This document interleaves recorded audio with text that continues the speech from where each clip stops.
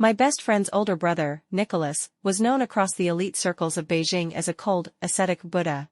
So, ever since our arranged marriage, we had been sleeping in separate rooms. Until that night, I got completely drunk, stumbled home, threw myself into his arms, and cried, "My husband may be handsome, but he won't even let me touch him." He calmly replied, "Go ahead. Touch me." At 9 p.m. I was sprawled in Heather's arms at the bar, tipsy and giggling, soaking in the lights and music. A guy with sharply cropped hair and a confident smile approached us, holding 2 glasses of alcohol. "Hey, gorgeous. Want to have a drink with me?" I pulled back my smile and gave him a quick once-over. Not bad looking, but unfortunately, still not as handsome as my husband. "Sorry," I said. "I'm married." His expression faltered slightly. "Is that just an excuse to turn me down?" I lifted my chin with a smirk. "And my husband is way better looking than you." That shut him up. Awkwardly holding his glass, he backed away. Heather bumped me with a grin. "Sis-in-law, seems like you've got a lot of faith in my brother." I gave a proud little nod. "Please. My husband is Nicholas." As if he could be anything less than perfect. Maybe it was because I was having too much fun with Heather. I forgot to pace myself. A few cocktails in, and my brain was completely fuzzy. People always lose control when they're drunk, saying things they'd never dare admit while sober. Now I was curled up in Heather's arms, mumbling to myself. Sure, I was married, and sure, my husband was handsome, but what use was that, when he wouldn't even let me touch him? Ugh, do you know how painful it is to have someone so hot right in front of you, but not be allowed to touch? He's mine, he's my husband, and I still can't lay a finger on him. Clearly, not everyone could survive being the wife of an ice-cold Buddha. As I wallowed in my drunken misery, Heather gently patted my arm, trying to comfort me. "Amber, you're drunk, aren't you?" She looked on the verge of tears. "Please sober up. If my brother sees you like this, it won't just be you in trouble, I'm dead, too." But no matter how she shook me, I was stuck in a dazed haze. To me, Heather's voice was just loud noise. Realizing she couldn't snap me out of it, she had no choice but to sneak me home. She originally planned to drop me off and sneak away, but as soon as we reached the door, we ran into Nicholas, waiting like a predator at the entrance. His tall, lean figure stood illuminated under the lamplight, immediately drawing my drunken gaze. Sharp features. Broad shoulders. Slim waist. Even when doing nothing at all, his entire presence radiated noble, untouchable coolness. Totally my type. Delighted, I whispered, "Mine." I stumbled forward in my heels, letting my loose hair fall to the sides to reveal my bare, delicate collarbone. My steps were unsteady, but I tottered right up to him. "Hey, handsome, alone tonight? You look kinda familiar. Wanna grab a drink?" He didn't say a word, just looked at me silently, brows faintly furrowed. Then his eyes shifted, to Heather, who had just rushed up behind me. "Heather," he said coldly. "Is this how you look after your sister-in-law? No more taking her to those places. Clearly, you've had too much free time lately. If that's the case, I guess you don't need your allowance this month either."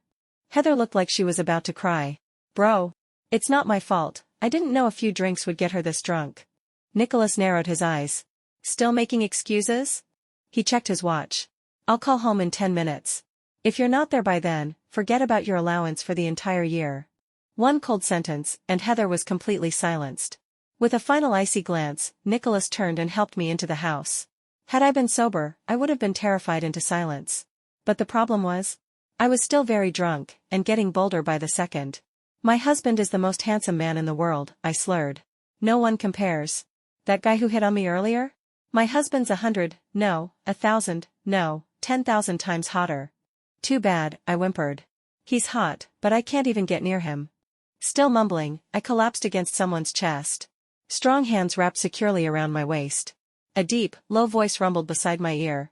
"Someone hit on you?" "Of course." I giggled, snuggling into his chest and trying to find a more comfortable position. "I'm gorgeous. I'm in high demand." Nicholas frowned, his usually calm face darkening with faint displeasure. "How much did you drink?" I nuzzled into his arms. "Not much. Just a few glasses." He scowled. "Just a few, and you're like this?" I rubbed my face against his chest again. His jaw clenched into a hard line, and without another word, he carried me straight to the bedroom. The next morning, I woke up to find Nicholas already gone for work. As I stepped out of the bedroom, Heather let out a long sigh. "Well, I guess we're never going out to have fun again." I sat beside her with a glass of milk, frowning. "What do you mean?" Her face fell.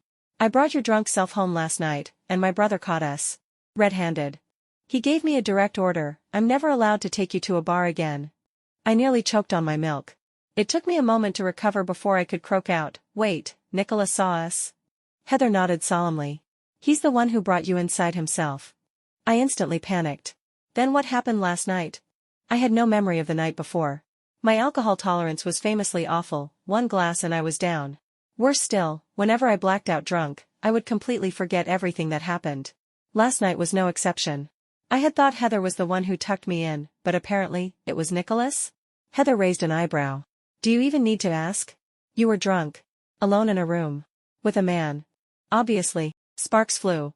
A mischievous smile spread across her lips. "I might be an aunt very soon." Watching her grin widen out of control, I sighed and finally confessed. "You know your brother was a celibate Buddha before we got married. Even after the wedding, he's never touched me. So how could anything have happened last night?" Heather's scream pierced the air. "What?" I quickly slapped a hand over her mouth and glared. "Keep your voice down. Do you want the whole world to know? This is seriously embarrassing, okay?" Heather's eyes were wide in disbelief. "You were literally the campus queen, pretty face, great figure, and my brother, tisk. After a long pause, she frowned in confusion. "But why? Why isn't my brother interested in you?" To be honest, I wanted the answer to that question even more than Heather did. All I could do was respond while trying to console myself. "It's not that he's not into me. He's just not interested in women at all." Heather nodded thoughtfully, seeming to agree, until a second later, she shook her head firmly. "No. I refuse to believe that." She cupped my face in both hands and stared at me closely. "Amber, even I get flustered looking at this face of yours. My brother may be indifferent to other women, but I'm confident. When it comes to you, it's only a matter of time. Falling for you is inevitable." Seeing that I didn't respond, Heather pressed further. "So? Do you want to win him over?" I hesitated, then gave a small nod. "A hot husband right next to me, and I'm not allowed to touch him?" It was torture. After I confirmed my intentions, Heather clapped her hands together solemnly. "Don't worry. I'll help you." I blinked. "Help me how?" Heather immediately slipped into love guru mode. "Step 1, create a sense of crisis. Make my brother feel that you're highly sought after. When men sense competition, it triggers their primal instincts." And she wasn't just talking. That very night, Heather disguised herself as a secret admirer and sent me a huge bouquet of red roses, complete with a lengthy love letter hidden among the petals. When I received the flowers, I did my best to look pleasantly surprised. "Oh my, someone's giving me flowers again?" I gasped. "But I'm already married. This isn't appropriate at all." As I spoke, I deliberately placed the love letter on the table, right where Nicholas could see it. He was working nearby. When he glanced over, he gave the letter a cold, uninterested look, and then returned to his laptop without a word. Watching him quietly from the side, I immediately lost all interest in continuing the act. I placed the roses off to the side and retreated to the bedroom in defeat.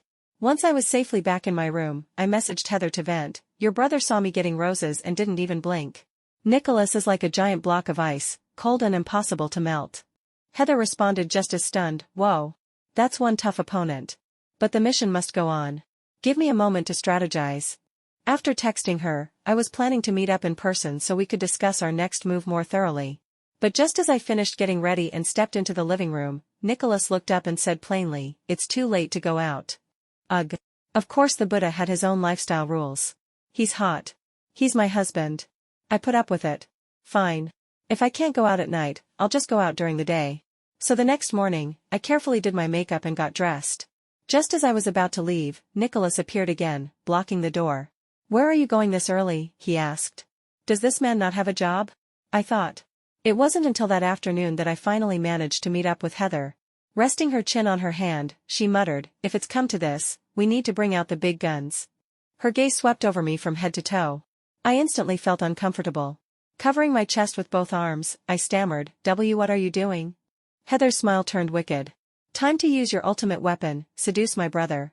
I wanted to refuse, but she cut me off with a single sentence that left me speechless. "Do you want to conquer him or not?" Right. If I couldn't win over Nicholas, how could I call myself Amber? With our minds made up, Heather and I prepared thoroughly. That night, I sprayed on a seductive perfume, slipped into a black lace camisole, and carried a cup of coffee into Nicholas's study. I peeked my head in. Nicholas. He was on the phone when I entered. The moment he saw me, he hung up and gave me a questioning glance. I suddenly wanted to back down, but then I remembered Heather's pep talk. In a flash of reckless courage, I stepped fully into the room, one leg revealing smooth, pale skin. "You've been working so hard," I purred. "I brought you some coffee." His gaze deepened as he took in my appearance, but his tone remained unchanged. "Just leave it there." Nicholas sat at the desk, the light above casting soft shadows across his cold, handsome face. Alone. At night. It only made me bolder. I walked up with feline grace, placed the coffee on his desk, and leaned in flirtatiously. "It's so late," I cooed. "What work could be so important?" As I bent over, my eyes subtly drifted to the screen. I may have been dressed provocatively, but I swear, my intentions were pure. Unlike the man beside me, whose thoughts I didn't dare guess. "Work is important," he said evenly. "But you should get some rest." Before I could even respond, a blazer was gently draped over my shoulders. Nicholas's eyes dropped, as if to hide the faint blush creeping up his cheeks. "You should sleep." It felt like punching a cloud, no resistance, no reaction. I slumped in defeat. "Oh." Seeing I hadn't left, he even turned and asked sincerely, "Anything else?" No. No, there wasn't. He really was a block of ice. Back in my room, I still couldn't figure out how even my final weapon had failed. Frustrated, I threw 2 air punches. How long would I have to endure this look but don't touch life? Just then, my phone buzzed. A message from Nicholas. My heart leapt. I opened it. And then froze. "Even at home, please dress appropriately." My smile died on my lips. Just as I was wallowing in this pit of defeat, something worse happened the next morning. I opened my wardrobe and froze. Where was my sexy mini dress? My backless jumpsuit? Why were all my little tweed skirts gone? And that brand new Chanel strapless gown? All gone. Poof. These were outfits I'd picked carefully, some hadn't even been worn yet. Before I could scream again, Nicholas appeared in the doorway, completely calm. He pointed at a large, black trash bag sitting by the entrance of our luxurious apartment. "I can throw it out for you. Or you can do it yourself." I couldn't believe my ears. Tens of thousands worth of designer clothes, some I hadn't even had a chance to wear, and he was throwing them away like garbage? I opened my mouth to plead, but one look at his unwavering expression, and not a single word came out. Half an hour later, I was crouched by the window, tearfully watching the cleaning lady haul away my precious babies, cheerfully. Criminal waste of beauty, I thought bitterly. Satisfied that everything had been handled, Nicholas finally left for work. I glared at his back as he left, then immediately texted Heather, "Your brother is a block of wood." After I explained the whole situation, Heather sounded equally horrified. "You really used everything you had?" I nodded frantically. "I couldn't have tried harder." She sighed. "Then I don't know what else to do. My brother's Buddha title truly lives up to its name." While complaining about Nicholas, I quietly began to replay every detail of my past seduction attempts. Then suddenly, I realized something I had completely overlooked before. Wait a minute, a smile crept up on my lips. Thinking back, Nicholas hadn't been entirely unresponsive. Every time I tried to get close, every time I teased him, he blushed. When I told this to Heather, her eyes lit up with excitement. "Really? No matter how much someone hides their feelings, the body never lies." I nodded. That realization gave me renewed confidence. Maybe seducing my own husband wouldn't be impossible after all. But when it came to Nicholas, I couldn't be too aggressive. I had to give him time to breathe, only then would he realize my worth. Normally, Nicholas and I slept in separate rooms. But tonight, for some godforsaken reason, I decided to watch a horror movie, something I never do. And after falling asleep, I kept having one nightmare after another. When I woke up in the middle of the night, heart pounding, drenched in sweat, I finally gave in. Clutching my pillow, I tiptoed to the study like a pitiful child. The fact that I couldn't sleep because of a nightmare made me feel oddly ashamed. Eyes red, head bowed, I softly asked, "Are you still busy?" He was still working. When he looked up and saw the state I was in, his brows furrowed slightly. My heart was filled with anxiety.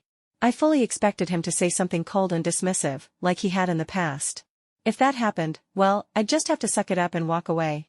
But this time, his voice was unexpectedly gentle. "Had a nightmare?" I gave a tiny, pitiful nod. I'm a little scared. Can I? My voice trailed off. I didn't finish the sentence. He looked at the tears welling at the corners of my eyes and chuckled softly. "You can sleep here tonight. Don't be afraid. I'll stay with you. Just sleep." I glanced hesitantly at his bed in the corner of the study, a custom-made piece of sleek, minimalist luxury.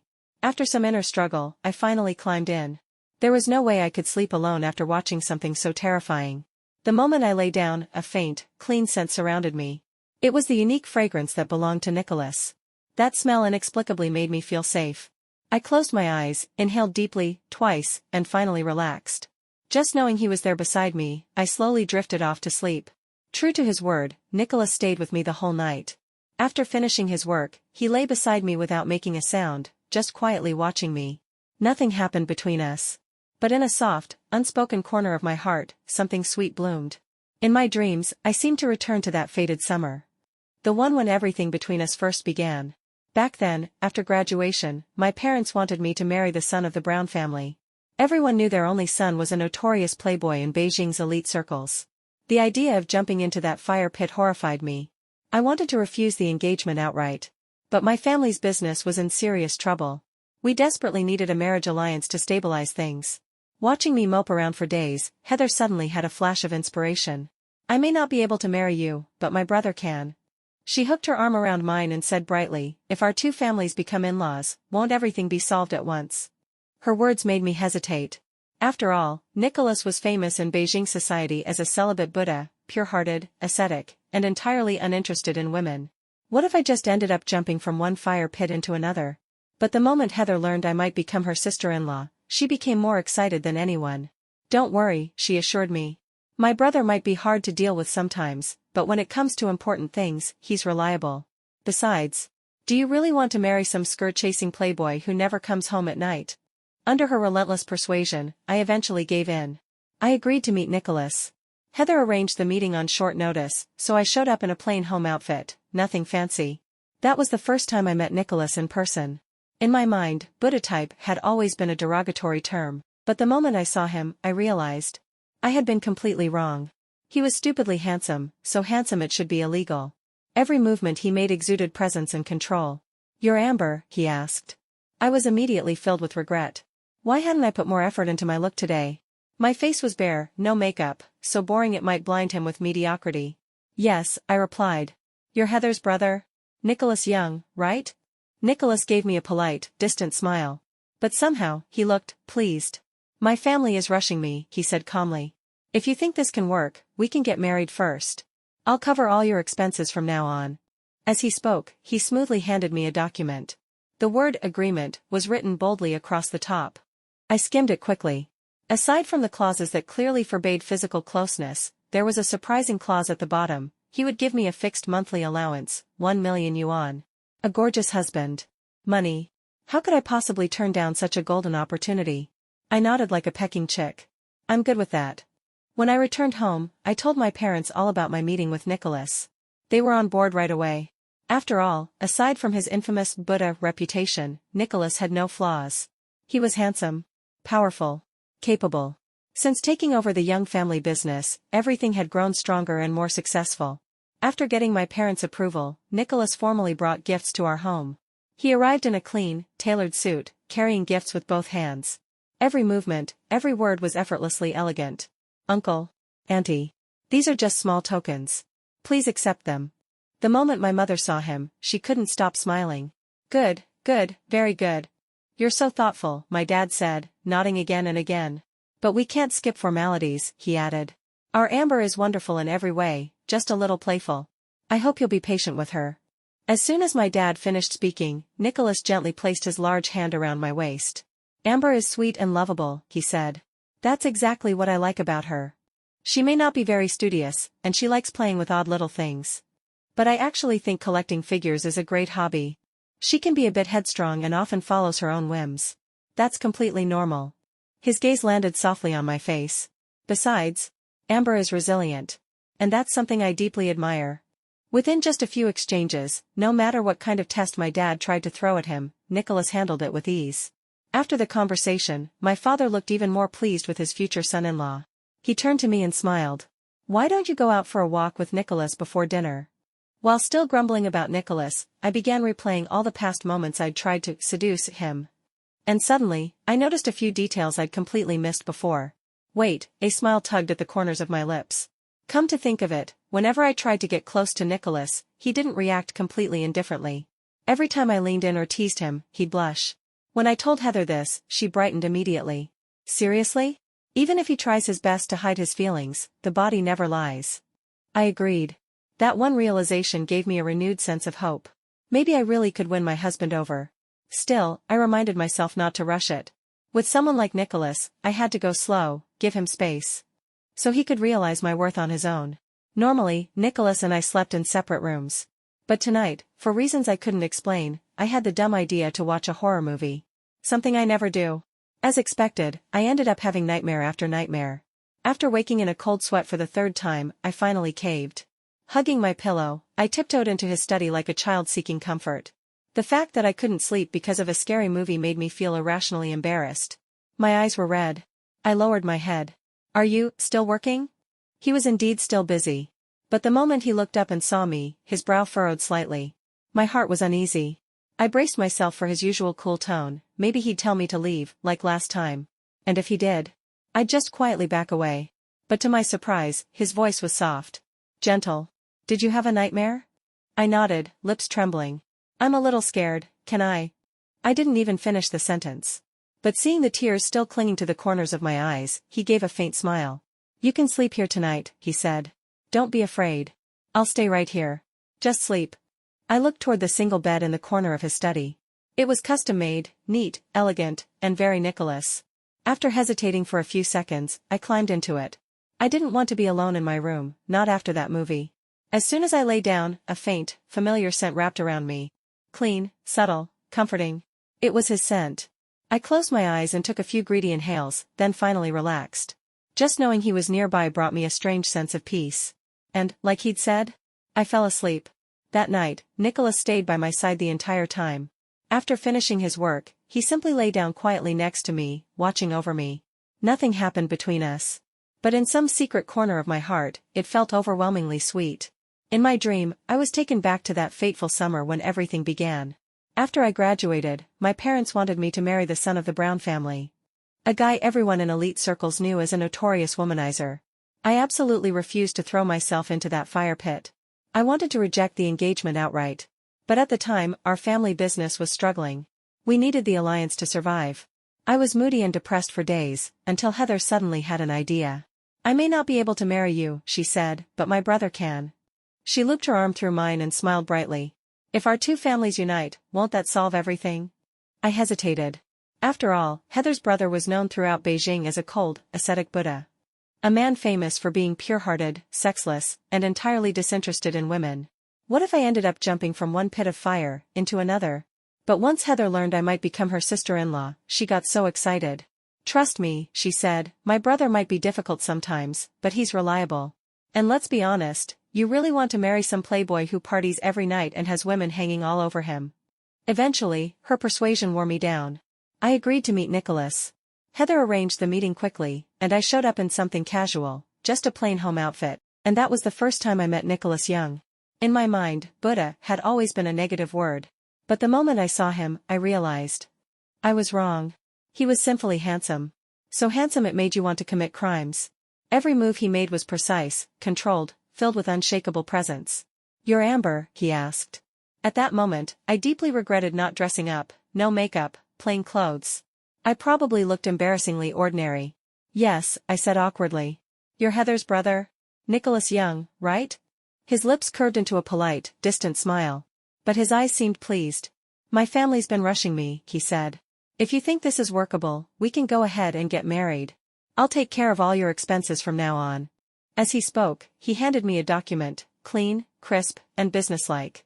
On the cover were two large characters, "Marriage Agreement." I skimmed through it. Aside from a few clauses that clearly set boundaries and limited physical closeness, there was one line that caught my attention. He would give me a monthly allowance of 1 million yuan. A gorgeous man. Money. Why on earth would I say no? I nodded like a bobblehead. No objections. Later that night, I told my parents everything about the meeting. They were delighted. After all, Nicholas being the so-called Buddha of Beijing aside, he was flawless, good looks, authority, brains. Under his leadership, the Young family's business had soared. Not long after that, Nicholas made an official visit to our home with gifts. He was dressed in a perfectly tailored suit, holding presents with both hands. Every movement was elegant and composed, the very image of grace. "Uncle, Auntie," he said, "please accept these small gifts." The moment my mother saw him, she lit up. "Oh, how wonderful. Thank you, thank you." My father nodded repeatedly. "You're very thoughtful. But we still can't skip the formal steps." Our Amber is great in every way, just a little mischievous sometimes. Please be patient with her. As my father spoke, Nicholas gently wrapped his large hand around my waist. Natural, effortless. Amber is sweet and playful. That's exactly why I like her. She's not academically focused. Loves quirky little things. Personally, I think collecting figurines is a pretty good hobby. She's a bit headstrong, often follows her own instincts. But that's perfectly normal. His gaze settled softly on my face. And Amber is incredibly resilient. I really admire that. Within just a few rounds of polite conversation, Nicholas managed to handle every question from my dad with poise and ease. By the end of it, my father looked thoroughly satisfied with his future son-in-law. He even turned to me with a smile and said, "Why don't you two go take a walk before dinner?" That evening, before Nicholas returned home, I made a simple dinner. When he walked in, I went up to him right away, took his coat and briefcase, and set them aside. Then I stood on tiptoe and gave him a big, tight hug. "You've had a long day," I murmured. The moment I embraced him, I felt his body stiffen slightly. But wrapped in his arms, hearing the steady beat of his strong heart, a strange sense of security washed over me. I couldn't hold back what was on my mind. "No matter what happens, I'll never leave you. Ever." He was already puzzled by my behavior, and now, hearing these words, his brows drew together. "What's going on? Don't tell me you did something behind my back." But I was so caught up in my own thoughts that I didn't even register his question. Tears were already sliding down my face, tears for him. "I know everything now. Today, your parents told me. The reason we can't have kids, it's not my fault." So clearly, the problem lay with him. It hit me, then. Nicholas didn't become the so-called Buddha son of the capital by choice. He had his reasons. All these years, people had called him aloof, noble, untouchable, but he must have carried a heavy weight behind that image. I sobbed in hiccups. His lips pressed into a thin, helpless line, as if he were about to say something. But his phone rang. With a cold expression, he answered it. "Yes. I understand." After hanging up, he turned back to me, serious. "Something came up at work. I need to head out. Let's talk about this tonight." I watched him leave through teary eyes, still full of ache for him. Not long after Nicholas left, I got a call from Heather. "Amber, remember that health checkup you asked me to look into?" I nodded slowly, already bracing myself. I thought I knew what she was going to say. Hearing it again would only salt the wound. But then she said something that made my breath catch. "Good news. My brother is completely fine." For a moment, my mind went completely blank. Then, pure joy erupted in my chest. I hung up, grabbed my coat, and rushed outside. I headed straight for the young group building. I couldn't wait to share this amazing news with him. As I approached the CEO's office, I spotted his tall figure from afar. I broke into a smile, quickening my pace, only to halt suddenly. Standing across from him was a beautiful woman in a fitted professional outfit. She looked like his secretary. If this was about remarriage, things could get complicated. Her face glowed with admiration. "You really put your heart into this," she said. "A proposal is a big deal. It has to be perfect." "Proposal?"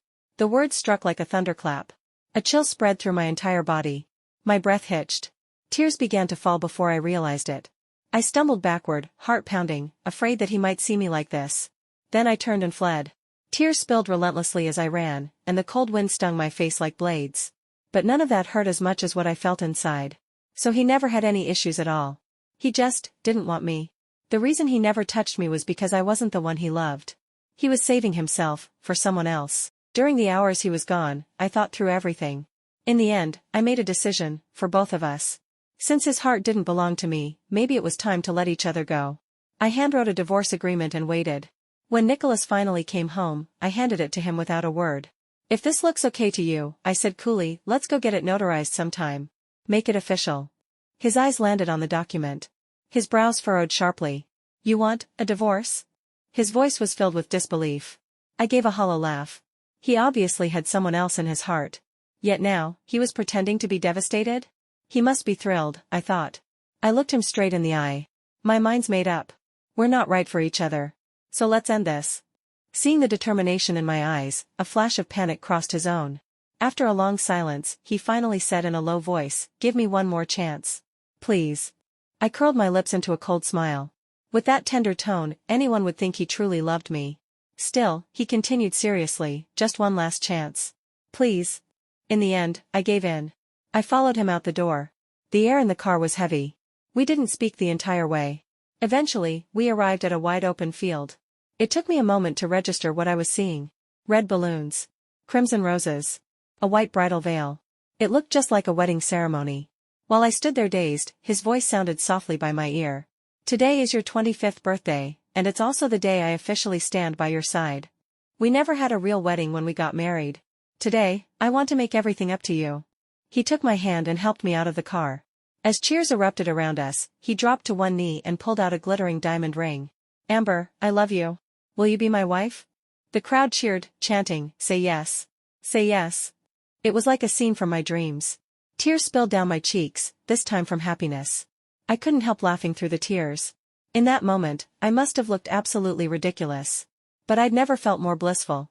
Still, even in the middle of all this joy, one thought nagged at me. But, you never had any medical issues. Why did you avoid me all those years? Why move to a separate room?